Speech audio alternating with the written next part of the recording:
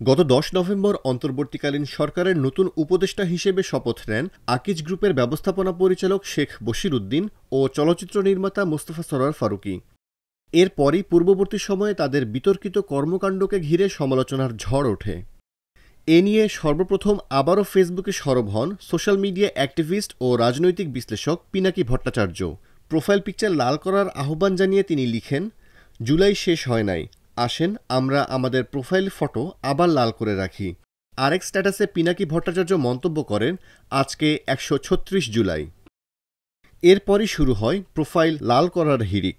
নিজের ফেসবুক প্রোফাইলের ছবি লাল করেন বৈষম্যবিরোধী আন্দোলনের সমন্বয়ক হাসনাত আবদুল্লাহ। ১১ নভেম্বর রাত ১০টা ৫২ প্রোফাইল পিকচার পরিবর্তন করে ক্যাপশনে তিনি লেখেন, সাইদ ওয়াসিম মুগ্ধ, শেষ হয়নি যুদ্ধ, ১৩৪ জুলাই ২০২৪। ফেসবুকে আরেকটি পোস্টে হাসনাত মন্তব্য করেন, বশির ফারুকীকে উপদেষ্টা করার প্রতিবাদ সভা থেকে গ্রেপ্তার করার ঘটনা চরম ফাইজলামি, এগুলা ভণ্ডামি। আপনারা হাসিনা হয়ে ওঠার চেষ্টা কইরেন না, হাসিনারই থোড়াই কেয়ার করছি, উৎখাত করছি, আপনারা কোন হুনু হইছেন। শুধু শিক্ষার্থী কিংবা সোশ্যাল মিডিয়া অ্যাক্টিভিস্টরাই নন, ফেসবুকে প্রোফাইল পিকচার লাল করেছেন গণমাধ্যম কর্মীসহ নানা শ্রেণী পেশার মানুষ।